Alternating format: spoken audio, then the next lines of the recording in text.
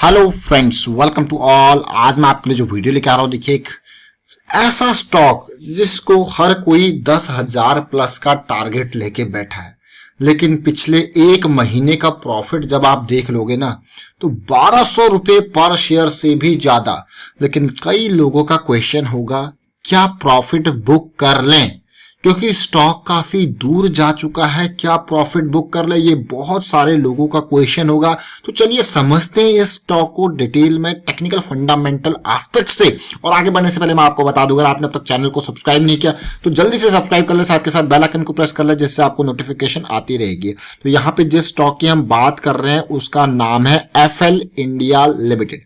अब FL India का share आज की डेट में 4,000 लेवल पार कर गया और ओवरऑल 4,072 का हाई इसने बनाया। सुबह सुबह ओपन जरूर 4,046 पे हुआ, हाई भी बनाया, उसके बाद लो भी 3,952 का बनाया और लास्ट में क्लोजिंग प्राइस आपने देखी और 44% की डिलीवरी। अगर इस स्टॉक की बात करूं तो फंडामेंटली ये बहुत बढ़िया शेयर माना जाता है, क्योंकि ये कंपनी है मोबाइल मार्केटिंग की और मार्केटिंग एडवर्टाइजमेंट सर्विसेज की एक कंपनी है। और आजकल आपको पता ही है भाई, मार्केटिंग और वो भी मोबाइल। पिछले कुछ टाइम में मैं ये कहूंगा कि पिछले 7-8 सालों के अंदर लोगों का जो वे इंटरनेट यूज करने का तरीका, मीडियम, वो काफी चेंज हो चुका है। लोगों ने अब कंप्यूटर लैपटॉप छोड़ के मोबाइल से ही ज्यादा से ज्यादा ऑपरेशंस इंटरनेट पे करते हैं। तो इसीलिए अब एडवर्टीजमेंट की भी दुनिया सब मोबाइल पे जा रही है और ये स्टॉक इसीलिए लोगों के लिए फेमस हो चुका है और इस तरीके से इतना जबरदस्त जंप दे रहा है। जब ये मार्केट में नया नया आया था और अब तक का इसका सफर बहुत ही शानदार रहा। और मैं आपको हमेशा कहता हूं कि ऐसे स्टॉक्स जैसे इंडिया मार्ट, इंटरमेश, जैसे एफएल इंडिया, ये काफी पॉपुलर रहते हैं और ये उन लोगों को अच्छे लगते हैं जो कि इस दुनिया से वाकिफ है। इस दुनिया से वाकिफ मतलब कि जो IT industry, mobile marketing, mobile industry, जिनको इनके बारे में पता है कि क्या कुछ चल रहा है इंटरनेट पे, क्या कुछ चल रहा है, कैसे ये सारी चीजें ऑपरेट करती है, डेटा की क्या वैल्यू है। मतलब जो इंफॉर्मेशन टेक्नोलॉजी वाले लोग हैं वो इसको तभी से समझ चुके हैं और रेगुलर बेसिस पे, जैसे कि मैं आपको वीडियोज में बताता हूँ, एफएल इंडिया, इंडिया मार्ट को फोकस में जरूर रखता हूं। तो ये और इसके वीडियोस हम अभी से नहीं, बहुत टाइम से हम इसको कवर कर रहे हैं। जब ये 1500 के लेवल पे था, जब करेक्शन रिजॉल्व हो रही थी, ऑल्दो ये और नीचे गिरा था, लेकिन हमारा मेजर पॉइंट होता है कि किसी भी स्टॉक को अगर आपको खरीदना है तो आपके पास एक प्रॉपर रिस्क मैनेजमेंट जरूर होना चाहिए। मतलब आपको यह समझ में आना चाहिए, मैं खरीद रहा हूं तो मेरे पास निकलने का कम से कम रिस्क के साथ मैं निकल पाऊं। अगर चीजें मेरे अगेंस्ट जाती हैं तो उससे पहले शेयर में खरीदारी में बहुत ज्यादा रिस्क होता है और बहुत ज्यादा डेंजर होता है। तो एफएल इंडिया की मैं आज फिर से बात करूंगा। अगर आप इसकी पॉजिटिविटी देखो तो बहुत ही बढ़िया रेवेन्यू ग्रोथ देखने को मिल रहा है, बहुत ही बढ़िया तरीके से प्रॉफिट ग्रोथ देखने को मिल रहा है। तो फंडामेंटली स्ट्रॉन्ग ये शेयर है। लेकिन अब मैं जरा इसके स्टॉक को आपको दिखाना चाहता हूं। 7 नवंबर का ये वीडियो है, जरा तसल्ली से इस वीडियो को देखिए और सुनिए। आपका यहाँ पे स्टॉप लॉस, आपका इससे थोड़ा सा नीचे आपका स्टॉप लॉस तैयार है और ये करेक्शन रिजोल्यूशन के लिए तैयार है। ये आपको मौका देगा। अब रिजल्ट अच्छा आया है तो गैप अप होगी। तो आपने ये देखा, ये वीडियो का लिंक, थोड़ा सा इसमें साउंड थोड़ा डाउन है, लेकिन ये वीडियो का लिंक मैं आपको डिस्क्रिप्शन में जरूर दूंगा और ऊपर आई बटन पे भी देख के आप इसको समझ सकते हो, देख सकते हो। देखिए, एफएल इंडिया एक बहुत जबरदस्त शेयर है, लेकिन इसको खरीदने के लिए जब आपको कम से कम रिस्क दिखे तो कितना बढ़िया। जैसे यहाँ पे नवंबर 7 को हमें क्लियरली दिख रहा है कि भाई हमारे पास अभी 400 का ही रिस्क है, लेकिन एंट्री की बहुत ही बढ़िया अपॉर्चुनिटी है। तो हम कहेंगे भाई कौन छोड़ेगा इस शेयर को, खरीद लो, दबो चलो। अब किसी ने मान लो यहाँ पे 10 शेयर भी खरीदे होते तो उसका रिस्क कितना होता है? 2400-2500 के आसपास का स्टॉप लॉस है, तो 10 शेयर में 3 से 4,000 का उसका रिस्क होता है। And depending on your risk portfolio, देखिए हर कोई ये बात आपको कभी नहीं कहेगा। स्टॉक मार्केट में अगर आपको कभी भी शेयर्स खरीदने हैं, कहीं पे भी स्टॉक मार्केट में कहीं पे भी आप बिजनेस करते हो, या एक बात याद रखें, जब भी आप बिजनेस करते हो तो सबसे पहले अपना नफा घाटा देखते हो। भाई कितना मेरा इनिशियल इन्वेस्टमेंट है, हाँ कितने टाइम तक मैं लॉस में रह सकता हूं, ताकि उसके बाद मेरी प्रॉफिटेबिलिटी आपको देखने को मिले। हाँ, बिजनेस में जरूरी नहीं कि 1 साल 2 साल आपको, पहले 2 साल में आपको प्रॉफिट होने लग जाए, तो वो आपको सारी कैलकुलेशन पहले से हिसाब किताब लगा के रखना पड़ता है। ऐसा तो है नहीं कि भैया आप यहाँ पे बिजनेस करने चले जा रहे हो और 4-4, 5-5, 6-6 साल आपको लॉस ही होता जा रहा है और फ्यूचर पर्सपेक्टिव भी दिख नहीं रहा और फिर भी आप उसमें लगे हो, तो ये सारी चीजें आपको पहले कैलकुलेट, वही सेम चीज मार्केट में आप एंट्री करना, शेयर्स खरीदना, it means you are doing business. And if you are doing business it means you need to calculate the risk also, risk associated with everything. तो यहाँ पे भी आपको वही रिस्क कैलकुलेट करना होता है। तो एफएल इंडिया के शेयर का मैंने आपको वॉइस जरूर दिखाया, लेकिन मैं अभी आपको इंपॉर्टेंट पार्ट बताने जा रहा हूं। देखिए, इस स्टॉक को सबसे पहले जब हमने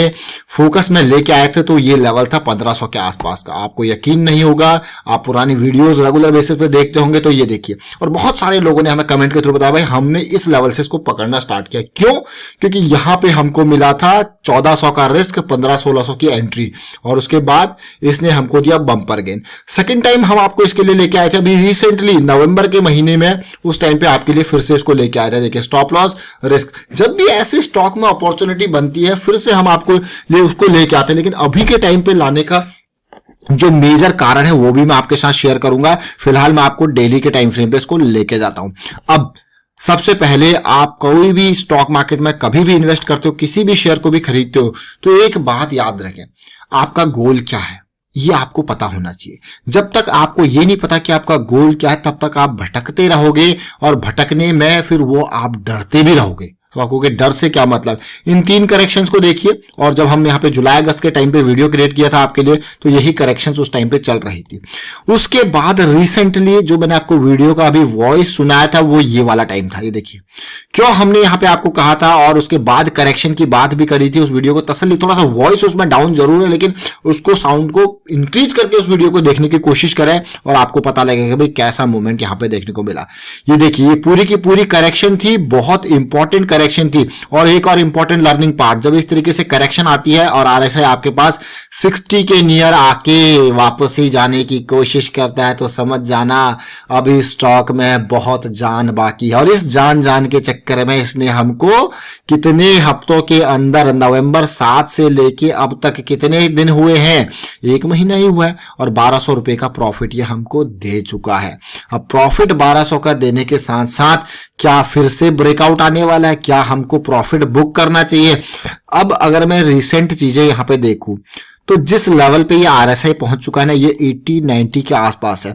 इसका ये मतलब ये नहीं आरएसआई इससे ऊपर नहीं जा सकता या स्टॉक इससे ऊपर नहीं भाग सकता, बट अब आपकी जो थीसिस है ना वो छोटे टाइम फ्रेम वाइज हो जाएगी। मतलब अब आपको यार हम तो 10,000 का टारगेट लेके बैठे हैं, तो भाई जब आप 10,000 का टारगेट लेके बैठे हो तो आप बड़े टाइम फ्रेम की थीसिस आपकी होगी। तो उसमें जैसे कि यहां से लेके ऑलमोस्ट 31-32 से लेके करेक्शन आया था 2400 तक, तो जरूरी नहीं आपने यहाँ पे बेचा होगा, लेकिन जो छोटे टाइम फ्रेम वाले होंगे उन्होंने इन लेवल्स को देख के निकाल के प्रॉफिट बुक किया होगा, वो छोटे टाइम फ्रेम वाले हैं। इसीलिए मैं आपको कहता हूं कि सबसे पहले अपने गोल को समझो। जिस दिन आप अपने गोल को समझोगे ना, तो उस दिन इन करेक्शन से आप नहीं डरोगे। समझ रहे हो, इंपल्स करेक्शन और इन करेक्शन से नहीं डरोगे। अब ये इंपल्स इन प्रोग्रेस है, छोटी करेक्शन आई थी जो रिजॉल्व होके फिर से तेजी में, तो इनसे आप डरोगे नहीं उस टाइम पे, बल्कि इस टाइम पे आप क्या करोगे, प्रॉफिट पार्शियल बुकिंग कर सकते हो, और थोड़ा नीचे आएगा तो और जैसे करेक्शन रिजॉल्व हो जाए फिर से खरीद सकते हो। तो ये सारी चीजें हैं, तो इसके लिए गोल को समझना जरूरी है। और अब मैं आपको डेली टाइम फ्रेम पे लेके चलता हूं। देखिए, डेली टाइम फ्रेम पे पिक्चर कुछ ऐसी है। कुछ लोग जो डेली स्विंग को प्ले करते हैं उन्होंने इस कैंडल को देख के कल की डेट में खरीदारी करके यहाँ पे थोड़ा बहुत 200-300 रुपए पर शेयर की यहाँ पे भी कमाई जरूर करी होगी। और आज की डेट गैप अप ओपनिंग, फिर उसके बाद अब क्या करें, देखिए ब्रेकआउट हुआ, पुल बैक का टाइम चल रहा है, क्या ये और ऊपर भागेगा? अगर मैं बात करूं वीकली थीसिस पे, अगर मैं वीकली चार्ट की बात करूं तो आप देख पा रहे हो कि काफी दूरी है, और काफी दूरी में अगर आप वीकली चार्ट के हिसाब से जो है इन्वेस्ट करना चाह रहे हो तो फिर तो थोड़ा सा दूरी रहे तो ज्यादा बेटर है। लेकिन अगर आप यहाँ पे डेली चार्ट के हिसाब से भी देखो तो आपको क्या, ये तो ब्रेकआउट के नियर है और भाग सकता है, डेफिनेटली भाग सकता है। बट अभी की सिचुएशन कुछ ऐसी है, अगर आवरली को देखो तो सुबह गैप अप के साथ और उसके बाद ये नीचे आने की कोशिश कर रहा है। लेकिन ये स्टॉक्स ऐसे हैं, मैं आपको क्लियरली बता दूं, ये स्टॉक्स ऐसे हैं, अगर किसी ने, जैसे मैं आपको आवरली चार्ट के बता रहा था, यहाँ पे 3600-3700 के आसपास ट्रेड करके यहाँ पे प्रॉफिट बुकिंग स्टार्ट कर दी होगी।